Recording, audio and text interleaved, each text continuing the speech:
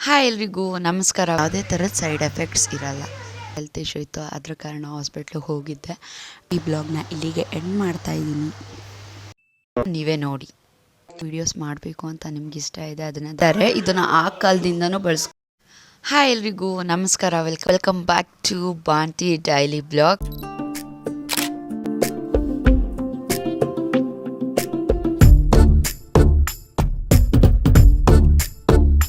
ಇನ್ನು ಯಾರೆಲ್ಲ ನಮ್ಮ ಚಾನಲ್ನ ಸಬ್ಸ್ಕ್ರೈಬ್ ಆಗಿಲ್ಲ, ಈಗಲೇ ಬೇಗ ಹೋಗಿ ಪೂಜಾ ಲಕ್ಕೀಶ್ ಯೂಟ್ಯೂಬ್ ಚಾನಲ್ನ ಸಬ್ಸ್ಕ್ರೈಬ್ ಮಾಡ್ಕೊಳ್ಳಿ. ಸೊ ಇವತ್ತು ನಾನು ಬಂದು 5 ಗಂಟೆಗೆ ಎದ್ದಿದ್ದೀನಿ. 5 ಗಂಟೆಗೆ ಎದ್ದು ಏನೇನು ಮಾಡಿದೆ ಅನ್ನೋದನ್ನು ನೀವೇ ನೋಡಿ. ಕಾಲು ಸೊಪ್ಪು ಕುಡಿಯೋದ್ರ ಮುಖಾಂತರ ನಾನು ಬ್ಲಾಗ್ನ ಸ್ಟಾರ್ಟ್ ಮಾಡ್ತೀನಿ.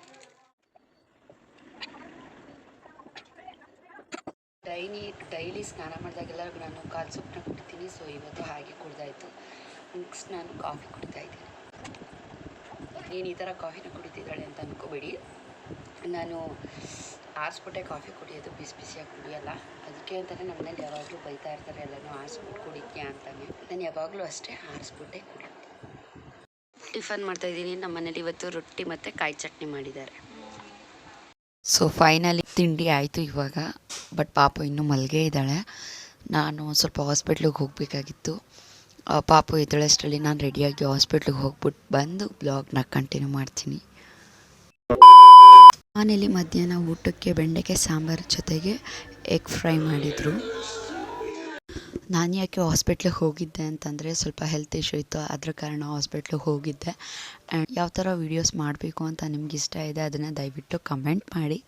ನೀವು ಕಮೆಂಟ್ ಮಾಡಿದ್ದನ್ನು ಆದಷ್ಟು ಮಾಡೋದಕ್ಕೆ ಟ್ರೈ ಮಾಡ್ತೀನಿ. ಆ್ಯಂಡ್ ಪ್ರೀವಿಯಸ್ ವೀಡಿಯೋದಲ್ಲಿ ಮಕ್ಕಳು ಸಾಮಾನು ಅಂತ ಹೇಳಿದ್ದೆ, ಅದನ್ನು ಯಾವ ಥರ ಬಳಸೋದು ಅನ್ನೋದನ್ನು ಇವತ್ತು ತಿಳಿಸ್ಕೊಡ್ತೀನಿ ಈ ವಿಡಿಯೋದಲ್ಲಿ.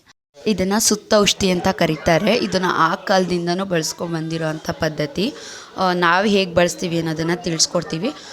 ಒಂದು ತರಿಕಲ್ಲನ್ನ ಇಟ್ಕೊಳ್ಳಿ. ಯಾಕೆ ಅಂತಂದರೆ ಅದನ್ನು ತೆಯ್ಯೋದಕ್ಕೆ ಆದಷ್ಟು ಬ್ರೆಸ್ಟ್ ಮಿಲ್ಕ್ ಇಲ್ಲ ಅಂತಂದರೆ ತುಪ್ಪನ ಬಳಸಿ.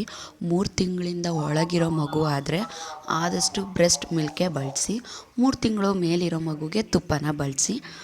ಫಸ್ಟ್ ನಾವೇನು ತೆಯ್ತಾ ಇದ್ದೀವಿ ಅಂತಂದರೆ ನಾವು ಜೇಕಾಯಿನ ಬಳಸ್ತಾ ಇದ್ದೀವಿ. ಯಾಕೆ ಅಂತಂದರೆ ಇದು ಹೊಟ್ಟೆ ನೋವು ಅಥವಾ ಹೊಟ್ಟೆ ಕಟ್ಟಿದರೆ ಇದೆಲ್ಲ ಕ್ಲಿಯರ್ ಆಗುತ್ತೆ. ನೆಕ್ಸ್ಟ್ ಬಂದು ಬಜೆ.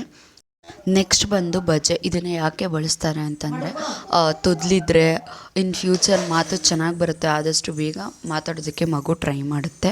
ಒಣ ಖರ್ಜೂರ, ಬಾದಾಮಿ ಇದನ್ನು ತೇದು ಹಾಕೋದ್ರಿಂದ ಬುದ್ಧಿ ಚುರುಕಾಗುತ್ತೆ.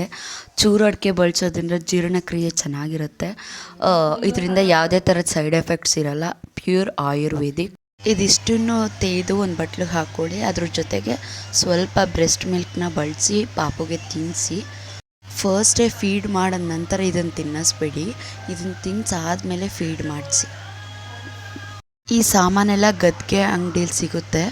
ಬರೀ ಬಜೆ, ಜೇಕಾಯಿ ಇದಿಷ್ಟೇ ಅಲ್ಲ, ಅಲ್ಲಿ ಯಾವುದೇ ಥರ ಸಾಮಾನಿದೆ ಅದನ್ನೆಲ್ಲ ತೇದಿ ತಿನ್ನಿಸಿ.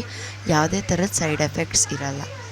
ಇದನ್ನೆಲ್ಲ ತಿನ್ಸಾದ್ಮೇಲೆ ನಾನು ಬೇಬಿಗೆ ಫೀಡ್ ಮಾಡಿಸಿ ಬೋನಸಿನ ಕುಡಿಸಿ ಮತ್ತೆ ಫೀಡ್ ಮಾಡಿ ಮಲಗಿಸ್ದೆ. ಅದಾದಮೇಲೆ ನಾನು ಊಟ ಮಾಡಿದೆ. ನಮ್ಮ ಮನೇಲಿ ಇವತ್ತು ಪೂರಿ ಮತ್ತು ಟೊಮೊಟೊ ಗೊಜ್ಜು ಮಾಡಿದರು. ಊಟ ಮಾಡೋದ್ರ ಜೊತೆಗೆ ಈ ಬ್ಲಾಗ್ನ ಇಲ್ಲಿಗೆ ಎಂಡ್ ಮಾಡ್ತಾ ಇದ್ದೀನಿ. ಐ ಹೋಪ್ ನಿಮಗೆ ವಿಡಿಯೋ ಇಷ್ಟ ಆಗಿದೆ ಅಂತ. ಸೊ ಇಷ್ಟ ಆಗಿದ್ರೆ ಲೈಕ್ ಮಾಡಿ, ಕಮೆಂಟ್ ಮಾಡಿ, ಶೇರ್ ಮಾಡಿ, subscribe to Pooja Lakkish YouTube channel. Thank you.